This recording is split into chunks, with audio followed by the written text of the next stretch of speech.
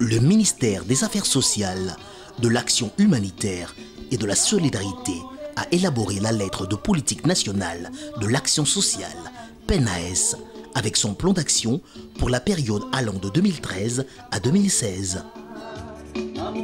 Dans cette lettre de politique, la vision de l'action sociale est de construire un système de protection sociale non contributive à large échelle et l'objectif global de l'action sociale dans les prochaines années sera de fournir à l'ensemble de la population un socle de protection sociale non contributive, c'est-à-dire un paquet de mesures de base en vue de réduire la vulnérabilité des ménages et des individus, de les aider à mieux gérer les risques sociaux et leur garantir la dignité humaine. Le 10 janvier 2014, la traditionnelle cérémonie des vœux de Nouvel An a donné l'opportunité à Emilienne Raoul,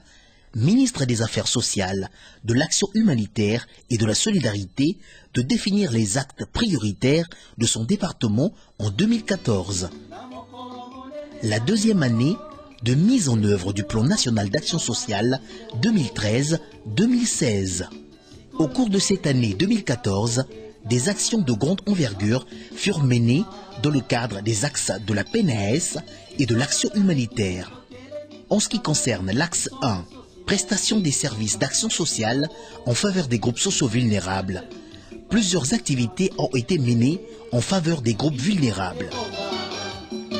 L'enfance vulnérable a occupé une place prépondérante au cours de cette année 2014. La ministre des Affaires sociales a présenté les 13 et 14 janvier à Genève, en Suisse, devant les 18 experts indépendants du Comité international des droits de l'enfant, les efforts du Congo dans la mise en œuvre de la Convention relative aux droits de l'enfant.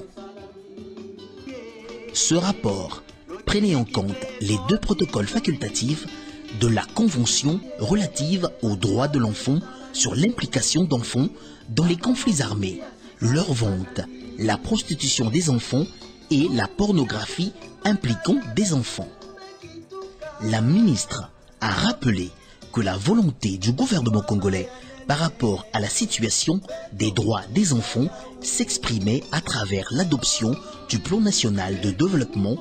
2012-2016, dans lequel se trouve le Plan national d'action sociale PNAS 2013-2016. Le Congo, a indiqué Emilienne Raoul, a placé en tête de toutes les activités inscrites dans le PNAS le respect des engagements internationaux en produisant régulièrement des rapports sur la mise en œuvre de la Convention relative aux droits de l'enfant et de la Charte africaine des droits et du bien-être de l'enfant. Les observations finales du Comité des droits de l'enfant concernant ce rapport périodique a été présentées lors de la session de mobilisation des médias nationaux et internationaux à l'occasion de la célébration du 25e anniversaire de la CDE. Le décret numéro 2011-341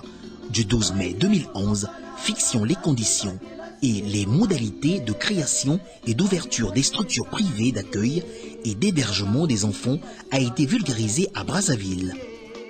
64 animateurs ont été formés et 235 structures identifiées et sensibilisées. Cette année, 2 centres seulement ont reçu des autorisations de création des mains de Madame la ministre des Affaires sociales, à savoir le centre d'accueil Emmanuel à Massengo et l'orphelinat Foyer Saint-Eustache à Delizy.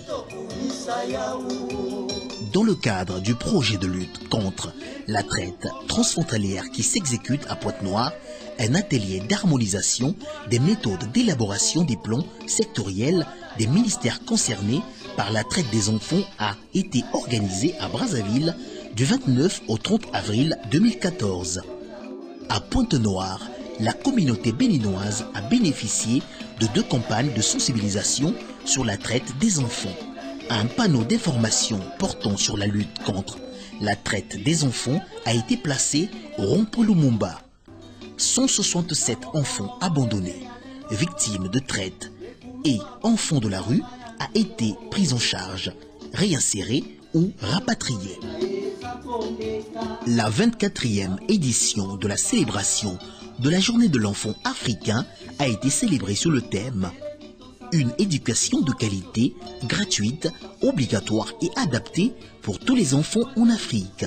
Le thème de 2014 prend un cachet spécial du fait que le soulèvement de Soweto que commémore cette journée était une protestation en faveur d'une éducation appropriée. Le ministère des Affaires sociales, de l'Action humanitaire et de la solidarité, en partenariat avec l'UNICEF et la Fondation Perspectives d'avenir, a organisé plusieurs activités à Brazzaville.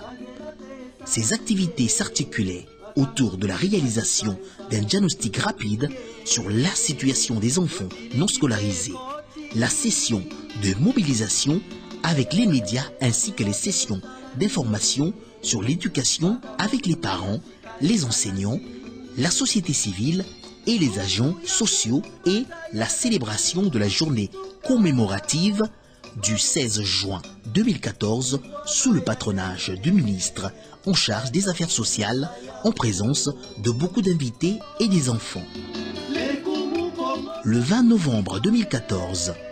le ministère, avec l'appui de l'UNICEF et d'autres partenaires, a organisé la cérémonie commémorative des 25 ans de la Convention relative aux droits de l'enfant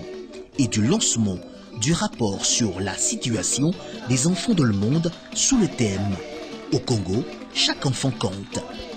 La cérémonie s'est déroulée en présence des représentants des agences des Nations Unies, des ambassadeurs, des responsables des ONG et de la société civile sous le patronage du ministre de l'Enseignement supérieur, le professeur Georges Moyen.